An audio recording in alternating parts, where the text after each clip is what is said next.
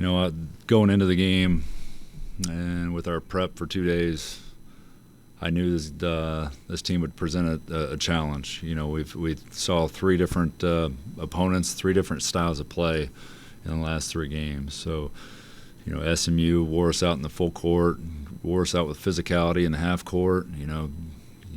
Virginia presented their challenges in terms of their half court offense and their blockers and movers, and this was another challenge in itself to try to prepare for. And I think Coach Davenport, he did a heck of a job and understood where our weaknesses were and really went to exploit that in terms of pushing the pace and really making us guard the duration of those possessions. And position that we're in with the shorthanded roster, it makes it really hard, and I could feel the fatigue with our guys. And I told them going into it, it's going to be a long night if we can't finish possessions. And when they end up with 14 more field goal attempts than us, and they got 12 offensive rebounds. So those are killers when you play a team like that. You guard for 30, and then you got to guard for another 20, and then you come down on offense, and regardless of the result on the defensive end, your offense just doesn't have that spark. You're fatigued, and he did a heck of a job pushing the pace and making us guard for 30 and sometimes 50. So credit to them and credit to their preparation, and Coach Davenport's a great coach and a great man, and Bellarmine came in here to play, and they were hungry and took it to us. So at the end of the day, it's a win, but we got to figure out how we learn from it and grow and turn the page and figure out St. John's on Friday. Questions, please. You've discussed a lot of preparing in different ways, with film study, with review, things that aren't as taxing physically. But at some level, is there a certain amount of run-through and up and down and everything like that you have to do to be adequately prepared? Yeah, you have to. And I said on the radio earlier, as a coach, you feel it. We had travel issues coming back from Florida, so I didn't get in my bed till 4 in the morning on Wednesday or Thursday morning, I guess, and so we had Thursday off, Thanksgiving off, and we had a nice team meal and did some bowling and whatnot, and then I told them to get their rest, and Friday, Thursday didn't really feel like an off day for them. It didn't feel like it for me. It was such a quick turn, and Friday we're practicing at noon, and we didn't get 2 consistent practices. We had a kind of a slow start to Friday's practice, and we finished strong, and then it flip-flopped the next day yesterday. So we started strong, and then it tailed off. And, I told those guys and had a heart-to-heart, it's like we're going to have a consistent approach to practice and preparation so we can be more efficient because I really did feel the fatigue setting in there in that game, and I felt it going into shoot-around, so I even shortened shoot-around up to try to, be as, efficient as possible with them. And I may have pushed it a little harder than I probably should have on Friday and Saturday, but sometimes you don't feel that, especially when you got fresh guys out there like Noah Farrakhan and Kirk Reza and Rayquan Battle out there practicing. They look great. They look fresh. And so I got to be mindful of who's playing and how to be more efficient with them.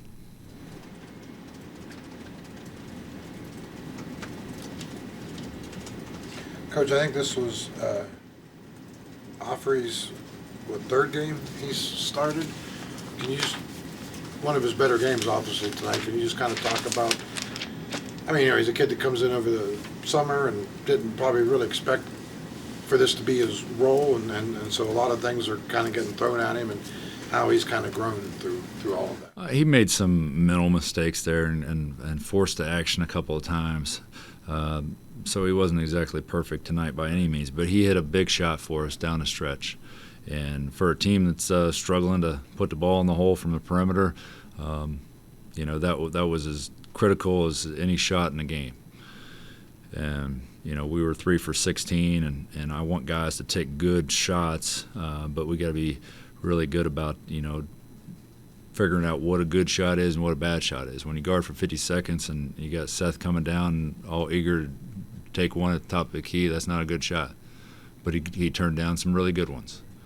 And I'm not trying to kill their confidence. I want those guys to play their role and shoot the ball, but they got to take it out of the offense and take good shots and efficient shots to where, we can control the pace of the game by making them guard.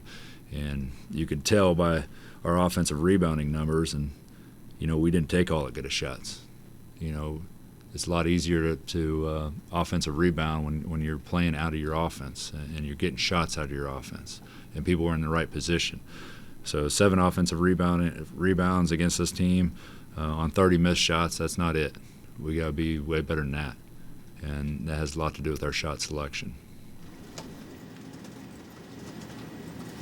Do you find yourself kind of pre-planning when you want to take timeouts in the game because of how short the bench is, and then sometimes you have to alter that with, a run that's happening for you or against you? Or do you kind of wait to feel how the game's going to take? I wait to feel it out. I mean, Q took the one in the first half, which was a smart one. I was about to do the same thing, and I'm okay with them having that freedom. With it, they feel that exhaustion. I'm okay with them taking a timeout because we probably we had plenty down the stretch, but I really do have to think strategically in terms of making sure we're fresh out there. I certainly don't want to take one when the next dead ball is going to send it to media and you basically kill a timeout. So it's something I think about, but you're also feeling out the pace of the game, the feel of the game, whether we got mismatches on the floor that we can take advantage of. So there's a lot that goes into it, a lot of variables. So yeah, but I can examine that, and I do. I try to figure out what's the best time and place to take some of these and keep as fresh as possible. Josiah's struggling to score a little bit. How do you get more out of him? And I mean, is he taking okay shots in terms of you mentioned? Well, I think he's taking good threes, and they're going to fall. We as a coaching staff, we went through a lot of sets and shoot around, and I think he was 10 for 10. I really do. He was making every shot.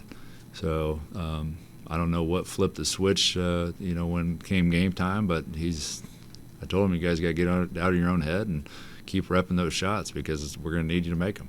We're going to need you to step into them with confidence and make them. So he's going to have a breakout game sooner than later, and I have full faith in Josiah and what he brings to the table, and so I'm not worried about that. But I certainly like to see more fall than have. He's struggled a few games, but still have a high belief in him.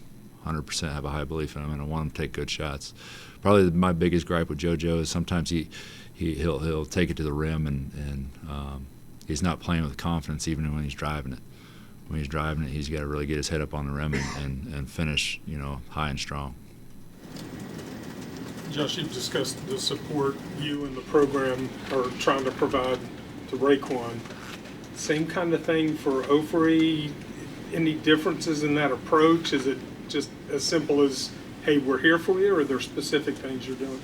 No, I mean, there isn't a whole lot you can do specifically. I mean, you check on them and touch base with them as much as you can, like how are things at home. I think when people know that you care, and we truly do care about our players, they're very receptive. So Ofri really likes it here, and he's in a good spot.